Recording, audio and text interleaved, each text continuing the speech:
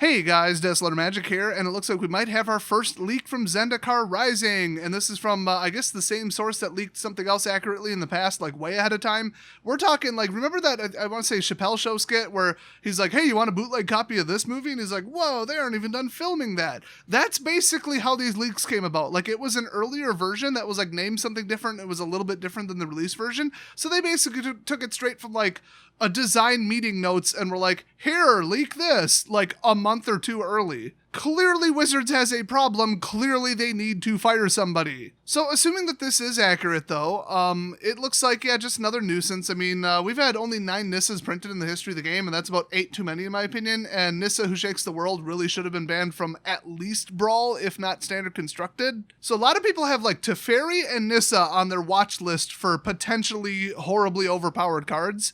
And I say this because the new one that leaked is a Nissa. Now, I'll throw up the boring version here. This is just, hey, design notes, yay, they don't even have artwork for it yet. Because, yeah, hello, it's like 3 months early, like 3.5 months early. Like, what the hell? Wizards, plug your leaks. Start identifying people, start firing people, start threatening to fire people till somebody comes forward. Start pretending to give a crap about leaks at a basic level. I mean, start doing anything at all about this.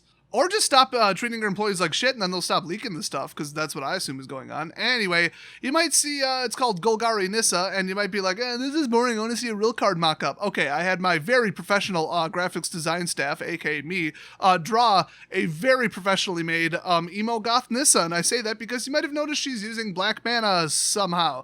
Now, Nissa did learn temporarily on Amonkhet how to use, I think, just on that plane, just the blue mana ley lines, because she was like, hacking into the Kefnet, aka the Blue God. Still sounds like a network protocol or something. They were in like a mind battle, and then she managed to manipulate, her not favorite color, and I guess it was like a desperation thing because the green green aligned mana ley lines were like so dead because it's a desert and like nothing grows there. So she was like, oh, blue ley lines, cool. And then she managed to like reprogram Kefnet's brain to like Jedi mind trick, like, yes, I am supposed to be here. And then I guess that let her temporarily use blue mana. So, and that was a really damn powerful Nissa, by the way. First X-Planeswalker we've ever seen where you could just dump as much mana as you wanted into her, and she would enter with that many loyalty. Pretty wild. So how she's able to use black mana on Zendikar, both of those together, how could she use black mana, and how could she use black mana specifically on Zendikar? Both of those present an interesting question, and the only I guess precedent that I know of in the game is, of course, Garruk when Liliana cursed him. I think they like shoved what do they call that, those things, a hedron into his chest or something, and then he went all psycho and partial undead, emo, goth, whatever, and then he got uncursed somehow on Eldraine, I guess. I don't know, I didn't read the book. So are we going to see Nissa get cursed? I mean, would they really pull the same thing twice? I'm going to say now that she knew how to like hack into the blue ley lines, and she's kind of flexible, and like black is still kind of nature, but like the opposite. I mean, if she suddenly tapped into the red mana, that would make no sense. But like green is closer. It's the whole, cycle of life and death and circle of life, Lion King crap. Blue's kind of the same if you think of it as just water, It's more like mystical mental power, so, but, they were just like, ooh, water, okay. If you ask me, she's closer to being able to use black mana than she is to using blue, so it'll be really interesting to see story-wise how that comes out. I think that's the most interesting point about this. Otherwise, basically she'll have the passive ability whenever a land enters the battlefield, put a loyalty counter on Emo Goth Nissa, so landfall loyalty, pretty nice. But then she also has a +1, because that's not totally broken to have 2 sources of loyalty, which she already starts at 4. And that will, of course, be untap a land, turn it into a 3/3 elemental. So same broken garbage that we've seen on Nissa Who Shakes the World. So I can't wait to see that, but at 1 mana lower. At least you need black to bring her out. And then we got the -5, and that's just like the alt, I guess. I'm starting to wonder, because this is so weak, and it only has a passive, and then it doesn't really have a strong alt, and she's only technically 0 away from it. If you drop her in for 4, then drop in a land, she's at 5, and then you could use her -5 immediately. So I have a feeling this is like an uncommon or rare like clone of Nissa, not like literal clone, but like, it's a weaker version, kind of like Chandra and M19. Or this is the Planeswalker deck one. So just keep that in mind.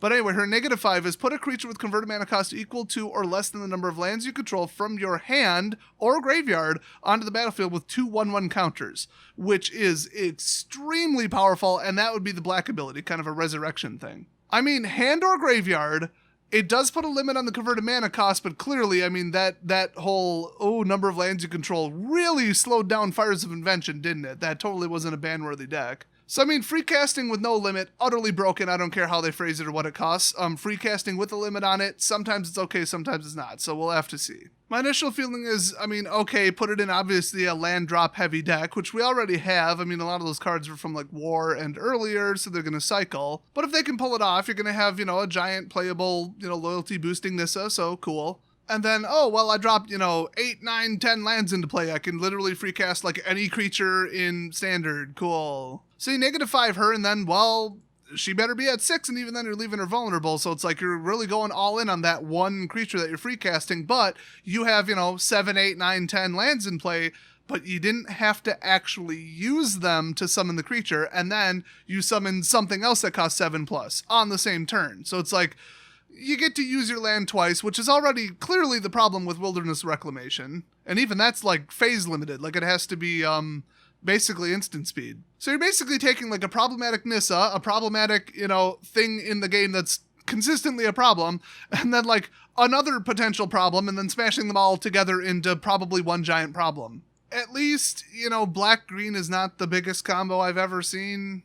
Usually you're going to want the control back end from blue, and then you're going to want the card draw from blue, because the card draw feeds into the, mid to late game ramp, which is not mana dorks. It's just draw cards and drop lands in because you drew some lands. But then you do want something to spend your mana on, which, it could be black. I mean, it could almost be any color. I mean, you find X spells all across the board. You could, get some giant 7-cost white angel and be like, yeah, there we go. But big, giant, scary creatures, I mean, they're not unheard of in black, so it kind of matches. But I am very happy that they didn't just take black straight off of this. I mean, you're not going to resurrect something straight from the graveyard if it's mono green, I'll tell you that. So it would have been a different card.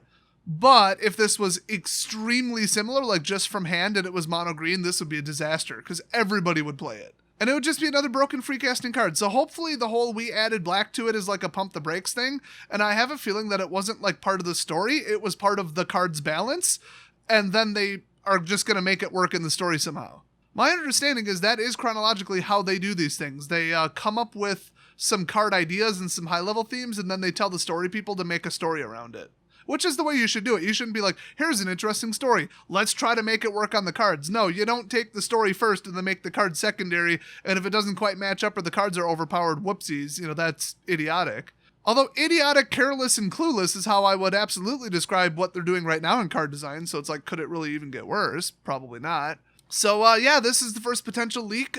Because of the way it was leaked, it's not a digital card, it's not even final, and we're a ways out. I mean, obviously the set was pretty well finalized at this point, from what I understand. It's probably actually printed at this point. Not considering any COVID delays. It normally should have been printed at this point, is how I should say it. So will we see a slight difference from this? It depends when the snapshot of this information was taken. But to me, I mean, I would make that last ability at least 6 to put it completely out of the range of a turn 1 just ambush, If you dropped in something with haste, which is, not unheard of in those two colors, you could just win instantly by dropping a Planeswalker in, because it's like, oh, here's the ult, here's the giant creature, and I'm swinging for 10/10 trample.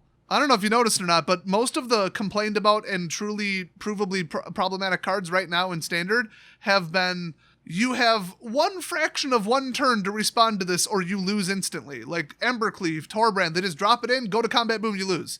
Embercleave, you're in the middle of combat. Oh, well, now this one's doing 8 more damage. You lose. You have like one phase to respond. Not every deck can do that. Then you got like cards like Cavalcade, which just, it doesn't matter how many creatures you have, you can't stop the damage. So you can't win with creatures. Unless you kill them all, you just get a line of 1/1 Death Touchers and start just picking them off, and even then you're going to take a buttload of damage in the meantime. Then you've got 3-color control, especially black, white, blue, which that's like the definition of you can't win with creatures. Because they're going to steal them, or you're going to get board wiped every other turn until you have no cards left. And then in the meantime, they're going to outdraw you 3-1 because Wizards doesn't know how to design cards properly. So there's definitely a lot of ongoing themes that are problematic, to say the least. They're provably a consistent problem over and over and over and over. And so the last one I'll mention is free casting. And they stuck that on her too. I mean, when we look at the spoilers for a set, there's so many cards where I'm like, ooh, that's an interesting new thing. Oh, that's a different way to do this. Oh, that looks like so much fun. Oh, I want to put that in a deck. And it's a completely appropriate card, you know, power-wise. It's just an interesting new angle to take, you know, a deck design. And like, I want to play it. And that's like the big draw of Magic is, oh, I could build something around this card. Oh, these 3 cards go together. Oh, I'm going to build a deck around this. And these days, it's like, well, you could, but you're not going to win. The power level of Tier 1 is so astronomically higher than Tier 2 that you just can't win with anything but Tier 1 because Wizards cranked up the power level on purpose in case you missed that article. So it's like all the exciting, new, novel, interesting card ideas that they come up with, those all go out the window, and then you get cards like this, where right off the bat you see it and you're like, this could be a problem. This could be a little bit too powerful. Oh, this resembles a card that already is a problem. So right off the bat, I'm worried that this will, you know, cause some damage to standard to become an annoying card that everybody hates. You shouldn't initially look at a card and have to think, I'm worried about this. And the fact that 80 to 90% of the community sees it and has that reaction, but Wizards can't seem to figure out that like this card might be a problem, really says a lot about their current knowledge and skill and effort in their play design, which it's non-existent. I think this time when we get to the full spoilers, I'm going to count how many cards I think, oh, that's interesting, I want to play with that, versus, oh my gosh, that could potentially become an explosive problem. Because usually out of the ones I point out as that has some potential mathematical issues with it, or gameplay overreach issues, or too early, too fast issues with it, I'm usually right about half the time. As far as I know, nobody else's channel, blog, or anything else has a higher accuracy than that. The one that I and everyone are very ashamed of missing was Oko. I think I said it's potentially a problem, but I don't think it will be, so I was close. But I mean, I did say if you put removal on a plus, that could potentially be problematic, but I think an army of 3/3s might be enough to get past it. So I was really close to calling that one. But yeah, I mean, I saw Torbrand and I'm like, what the tap dancing And then you get the dumbasses just coming in, it's not too powerful, you're wrong, it's just a good card. And then, well, look where we are now. Everybody wants it banned from Brawl. Oh, and Standard Constructed. My new format that I play is Brawl. I don't give a shit about Standard Constructed. I haven't played it in 2 weeks. So yeah, when I say, hey, this card looks like it might potentially be problematic, you got a 50-50 of it being true. So in other words, you should be very concerned. So this card, yeah, this looks borderline. I mean, you're like I said, the big drawback is you're gonna have to play at least green and black, which is not a very popular combo, and we're about to lose the entire Golgari guild, as if Undergrowth is playable these days. Although I did see an Undergrowth Brawl deck that was pretty tasty, just saying. But other than that, yeah, I mean, hopefully nobody plays this. I don't like free casting. I don't like turning lands into 3/3s. It's a giant liability while also simultaneously being like, it's a high risk, high reward. It's either, oh, it's too powerful and you can't stop it because they get free creatures out of nowhere, or, oh, look, I wiped the board and they just lost half the lands and they forfeit on the spot. Either way, it's not a good game. It's not good gameplay. This is one of those no-win cards. It's either, oh, everybody ignores it and it's a 50-cent card and who cares and they never should have printed it, or, yeah, it really takes off and it's overpowered because it's, a giant land army in a box and then free casting on top of it. It's either broken or ignored. There's no middle ground where it's just like a solid staple card that people put in their deck. It's all or nothing. And yeah, you gotta push it once in a while, otherwise the game gets stale. But free casting in lands after people are pissed off that Nissa, who shakes the world, is already free lands, just saying, it's you're playing with fire here. So yeah, this should worry you a little bit. So we're one card into the spoilers, allegedly, if this is true, and I'm already worried. What else is new? And people wonder why I'm not looking forward to rotation, because it's not really gonna fix anything. Here's one reason. So anyway, what do you guys think of this card? Do you think it's real? Do you think it's going to be a little bit different? What do you think for the power level? What do you think about the free casting with the limit? And what do you think of Landfall potentially coming back? It doesn't necessarily name Landfall by name. They might have spelled it out and it's only on her, or they might be fully bringing Landfall back, which would fit Zendikar. I love Landfall. I loved Origins. It was the last time Standard was actually good. And nobody can stop you from dropping into land. It's not even a respondable action. So it's like, here's my free trigger that you can't stop. But around Origins, they kept it pretty tame. A lot of the better cards were 5+, so they kept it real, and it was very balanced and fun to play with. I think I did 3 different landfall decks. So if that comes back, that would be wonderful. But we don't even know the overarching story, the at a basic level. Is the, are the Eldrazi back? I think the staff confirmed one way or another. I just don't remember what it was. I think they said the Eldrazi aren't back, so something else is going on Zendikar. Probably they're trying to repair the damage to I don't know, the ley lines or the mana or the whatever. I mean, if it's chronologically after the last Zendikar, that would make sense. And then, oh, she tapped into a second color to try to, because everything died and she's trying to push it back, the black stuff back into the green area by making it live again. I mean, that actually makes perfect sense. That's officially my new guess. And then my backup guess, obviously, she just went super goth, got into My Chemical Romance, as you can see by the shirt, and she's just gothing it up. She was so traumatized by the events of War of the Spark, she's gone totally emo. So that's the backup guess. Leave your wanton speculation down in the comment section, as is the norm, and I'll see you guys next week.